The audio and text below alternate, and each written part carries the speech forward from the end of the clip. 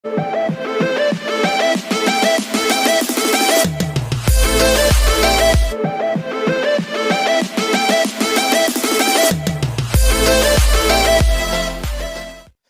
हिंद, जय जोहार। मैं स्वप्निल तिवारी इस डिजिटल प्लेटफॉर्म में आप सभी का फिर से स्वागत करता हूं। दोस्तों, हॉस्टल वार्डन की वैकेंसी आ चुकी है। जी हां, 300 पदों के लिए व्यापम के द्वारा भर्ती परीक्षा आयोजित की जानी है।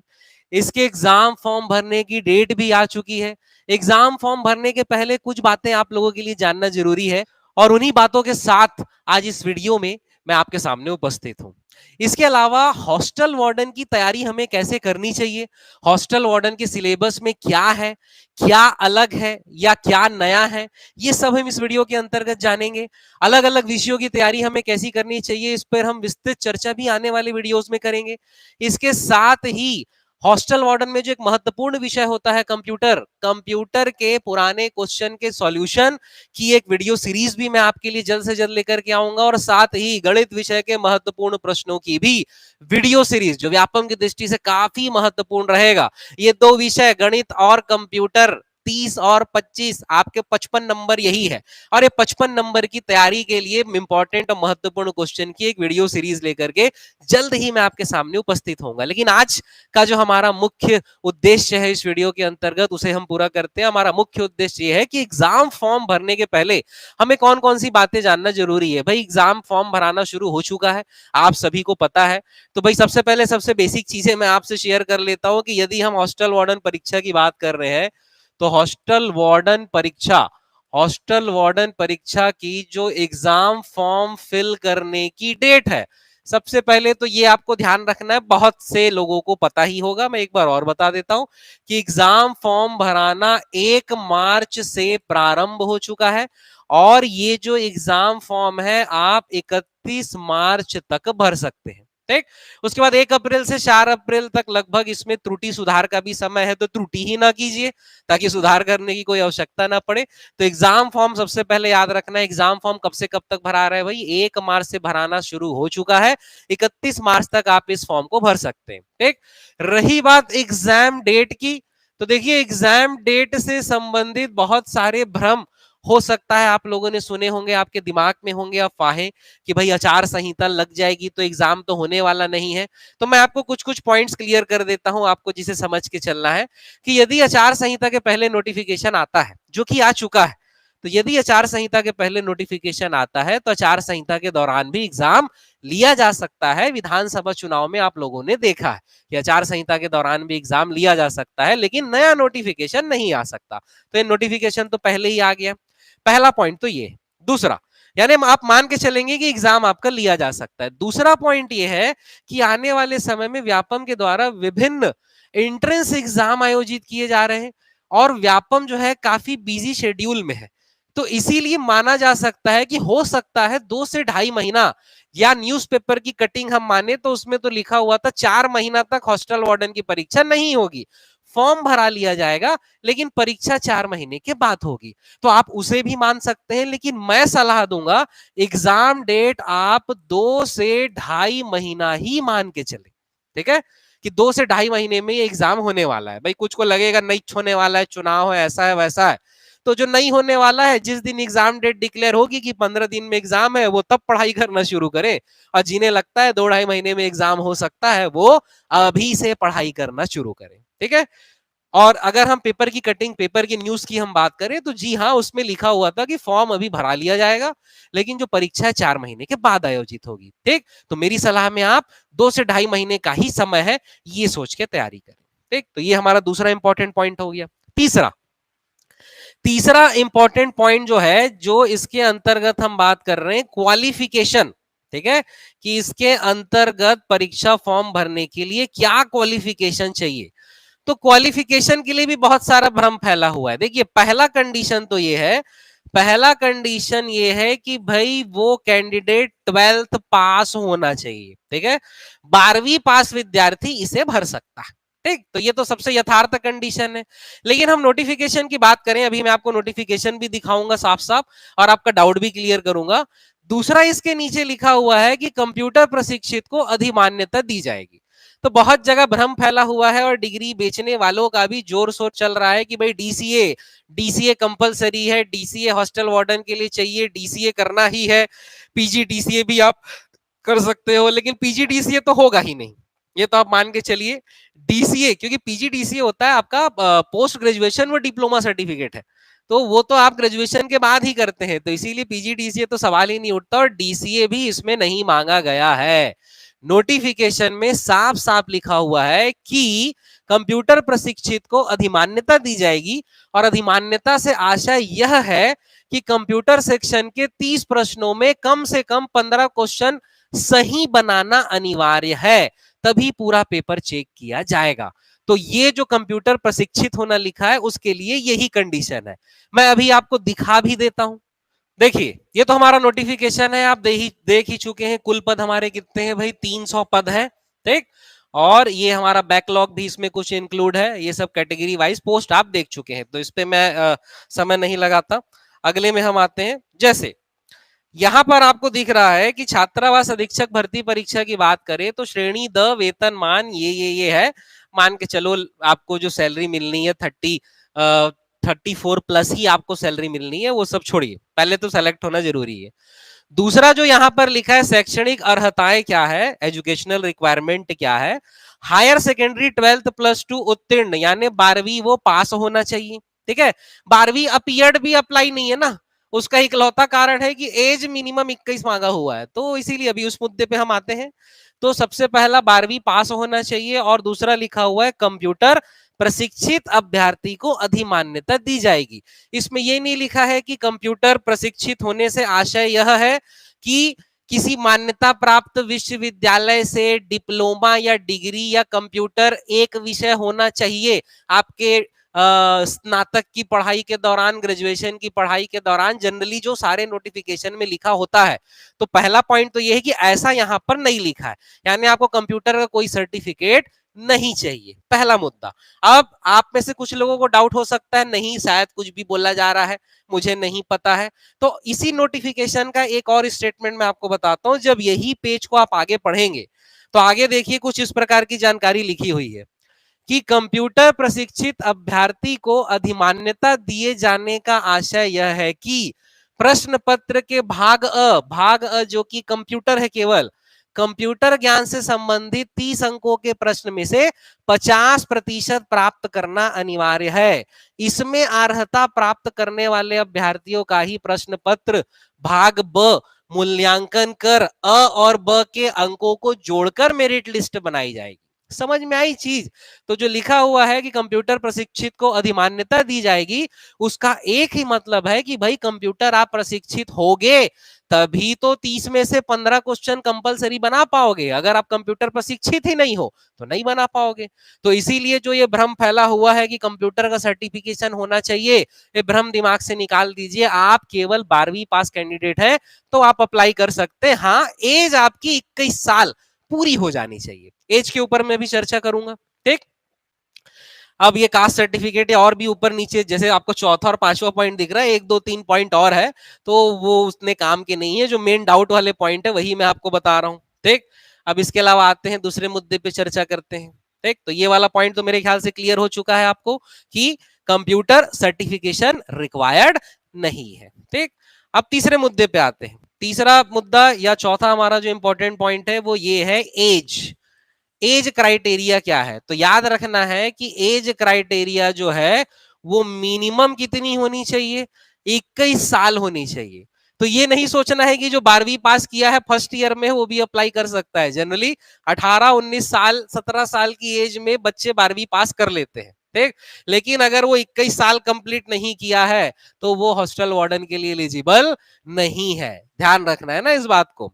और 21 साल की भी एक कंडीशन है कि ये जो 21 साल कंप्लीट उम्र है वो 1 जनवरी 2023, 24 नहीं है ना, 1 जनवरी 2023 को 21 साल कंप्लीट हो जाना चाहिए, वही यहां पर अप्लाई कर सकता है। कहने का मतलब ये हुआ कि 2002 से जो पैदा हुए हैं, 2000 बाद के जितने भी विद्यार्थी पैदा हुए हैं वो इसमें एलिजिबल नहीं है। 1 जनवरी 2022 से जिनका भी डेट ऑफ बर्थ है वो इस परीक्षा में एलिजिबल नहीं है। ध्यान रहेगी ये बात। तो ये एज क्राइटेरिया ध्यान रखेंगे। तो कहने भर के लिए 12वीं पास है, 12वीं पास इसमें मांगा गया है, लेकिन 12वीं पास अभ्यर्थी तुरंत एग्जाम का फॉर्म भर सकता है ऐसा नहीं है। उसका मिनिमम एज कितना होना चाहिए? 21 साल। अब एज में दूसरा एक डाउट आता है कि भाई मैक्सिमम एज कितना होना चाहिए? तो मैक्सिमम एज के लिए ध्यान रखेंगे एज के लिए जो मैक्सिमम क्राइटेरिया है उसके लिए नोटिफिकेशन में साफ साफ लिखा है कि वर्तमान सरकार के द्वारा समय समय पर जारी निर्देशों के अनुसार, तो वर्तमान सरकार के द्वारा जो निर्देश जारी किया गया है, जो छत्तीसगढ़ के मूल निवासी है, एक तो ये पूरा रिक्रूटमेंट छत्तीसगढ़ के मूल निवासी के लिए ही है, जो प्रॉपर छत्तीसगढ़ के रहने वाले हैं, बाहर के किसी विद्यार्थी के लिए नहीं है। तो जो छत्तीसगढ़ के मूल निवासी है अधिकतम एज 40 वर्ष तक अप्लाई कर सकते हैं। ध्यान रहेगा। 2018 में जब कांग्रेस सरकार आई थी तो जो 35 साल की एज लिमिट थी उसको 40 साल तक उन्होंने कर दिया था कि भाई 40 साल तक छत्तीसगढ़ के मूल निवासी जनरल कैटेगरी, सभी कैटेगरी के तो 40 साल तक अप्लाई कर ही सकते हैं। अगर हम अनरिजर्व्ड कैटेगरी की बात करें तो उनके लिए भी 40 साल मैक्सिमम एज लिमिट कर दी गई थी, लेकिन ये 2023 तक के लिए ही था। 2023 के बाद जो वर्तमान सरकार है उन्होंने फिर से फैसला ले लिया है कि फिर से 40 साल तक की लिमिट कर दी जाएगी। लेकिन ये जो 40 साल तक की लिमिट है ये छत्तीसगढ़ के बेरोजगार अभ्यर्थियों के लिए ही है। अगर कोई रोजगार प्राप्त करता है, जो छत्तीसगढ़ सरकार के द्वारा रोजगार उसे मिला हुआ है, वो अधिकतम 40 साल की लिमिट नहीं ले सकता है ना, उसके लिए 35 साल की ही लिमिट रहेगी या जो सरकारी प्रावधान है। ठीक है, तो ध्यान रखेंगे मिनिमम एज कितना है? 21 साल और मैक्सिमम एज कितना है भाई? 40 साल। ठीक।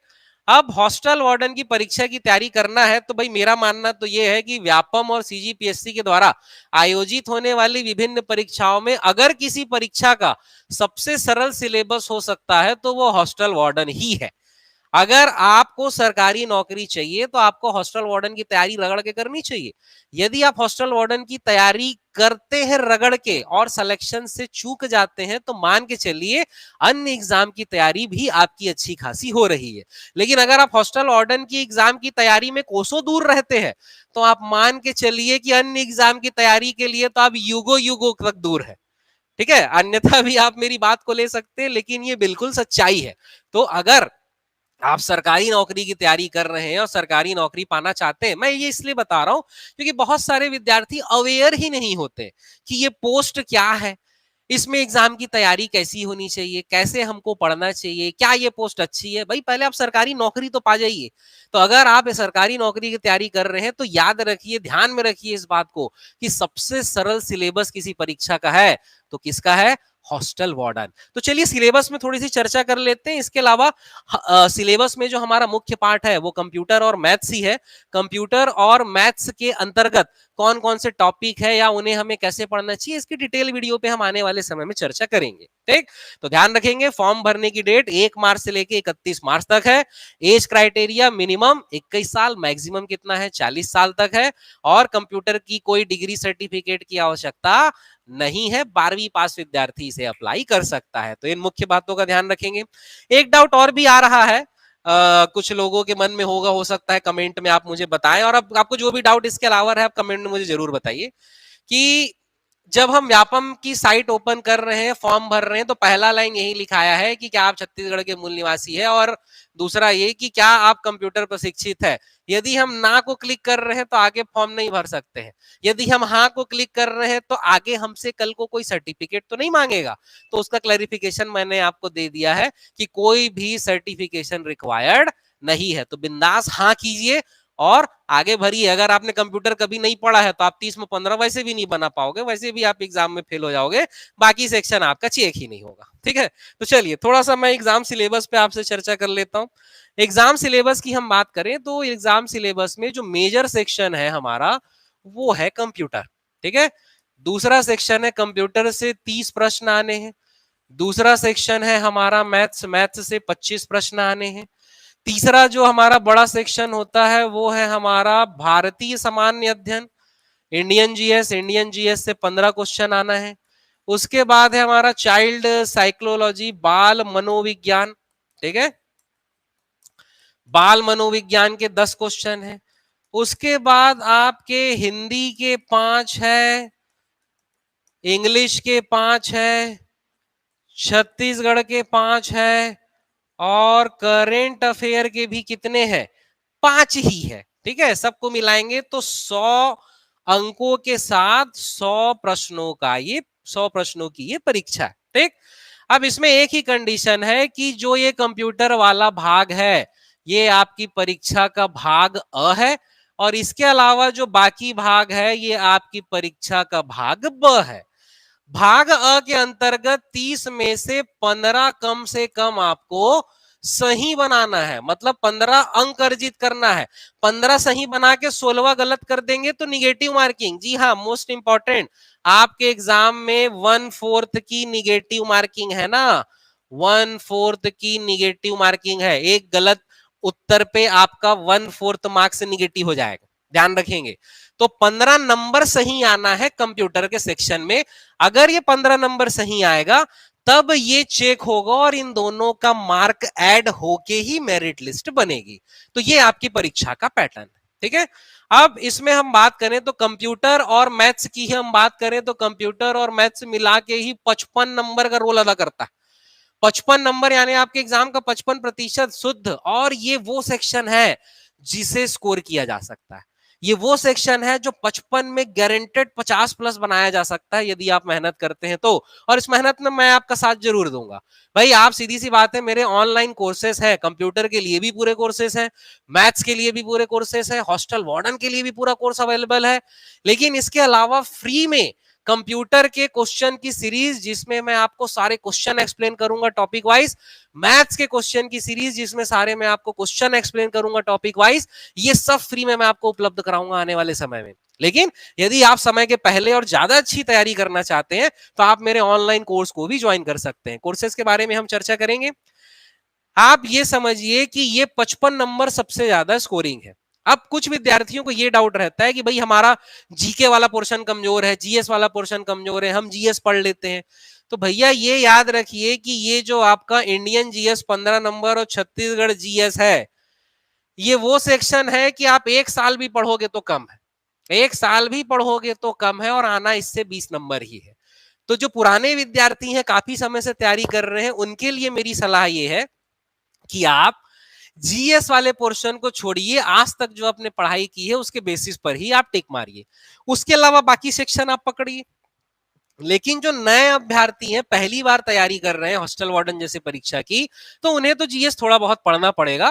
तो आप यदि किसी कक्षा को फॉलो कर रहे हैं तो आप उसे फॉलो कीजिए। आप मेरे ऑनलाइन कोर्स को भी फॉलो कर सकते हैं। हॉस्टल वार्डन के लिए भी जीएस के पूरे कोर्सेस अवेलेबल है। या आपको फ्री में या कम पैसे में तैयारी करना है तो आप लूसेंट की एक बुक खरीदिए और इंडियन जीएस वहां से फॉलो कीजिए। और छत्तीसगढ़ की जो बुक जिस भी पब्लिकेशन की आपको पसंद है, आप हमारी चंद्रा अकेडमी की भी बुक ले सकते हैं, या जो भी बुक आपको पसंद आती है उसे लेके आप फॉलो कीजिए। लेकिन पढ़िए कौन, जो नए विद्यार्थी हैं। और जो पुराने हैं, जो 4 साल 5 साल से एग्जाम की तैयारी कर रहे हैं, उन्हें जीएस नहीं पढ़ना चाहिए, उन्हें बाकी जो 80 नंबर का सेक्शन है उस पे ध्यान देना चाहिए। तो ये हमारा सिलेबस का पोर्शन है। अब इसमें सभी सेक्शन को हमें कैसे पढ़ना चाहिए, इसके अंतर्गत क्या क्या टॉपिक्स अवेलेबल हैं, उन टॉपिक्स में भी कौन से टॉपिक महत्वपूर्ण है कौन से नहीं है, इसके लिए मैं सेपरेट वीडियो आपके लिए बना के लेकर के आऊंगा जिसमें कंप्यूटर का डिटेल एक्सप्लेनेशन हम करेंगे, क्या इसको पढ़ने की रणनीति होनी चाहिए, हमें कैसे पढ़ना है, मैथ्स का भी करेंगे और अन्य विषयों में भी आपको पहले किसे प्राथमिकता देना चाहिए, इस पर भी हम एक वृहद चर्चा। जी हाँ, जैसा कि मैंने पहले भी बताया कि आप मेरे कोर्सेज ज्वाइन कर सकते हैं। हमारे यहाँ ऑनलाइन कोर्स हॉस्टल वार्डन के लिए अवेलेबल है जिसकी फीस है मात्र 1999 रुपए। कंप्लीट कोर्स इसमें आपको अवेलेबल होगा, जितना भी सिलेबस है सभी आपको इसमें उपलब्ध कराया जाएगा। इसके अलावा आप कंप्यूटर ही सिर्फ पढ़ना चाहते हैं तो कंप्यूटर का कोर्स मात्र 499 रुपए में उपलब्ध है। रिकॉर्डेड कोर्स है। यदि आप कंप्यूटर की लाइव या ऑफलाइन क्लास ज्वाइन करना चाहते हैं तो आगामी सप्ताह में चंद्रा एकेडमी में कंप्यूटर की लाइव और ऑफलाइन क्लास संचालित होने वाली है, आप उसे भी ज्वाइन कर सकते हैं जिसके बारे में जल्द ही मैं आपको जानकारी दूंगा। आप सिर्फ मैथ्स का कोर्स ज्वाइन करना चाहते हैं तो उसकी फीस भी मात्र 999 रुपए है, आप ज्वाइन कर सकते हैं। ठीक, तो इसके अलावा जो मैंने आपको प्रॉमिस किया है कि एक नई वीडियो सीरीज के साथ मैं आपके सामने उपलब्ध होऊंगा जिसके अंतर्गत कंप्यूटर और मैथ्स को हम तगड़ा तैयार करेंगे, 55 नंबर की तगड़ी तैयारी करेंगे। तो चलिए आने वाले वीडियोस में हम आने वाले समय में एक वृहद चर्चा करते हैं और हॉस्टल वार्डन की तैयारी को मजबूत बनाने का प्रयास करते हैं। तब तक आप अपनी पढ़ाई जारी रखिए। देखिए वैकेंसी आ चुकी है, पढ़ना अब आपका धर्म है, पढ़ना अब आपकी ड्यूटी है, आपको पढ़ना पड़ेगा। यदि पोस्ट चाहिए तो पढ़ना पड़ेगा। तो चलिए अगले वीडियो में आपसे मुलाकात होगी, तब तक के लिए थैंक यू।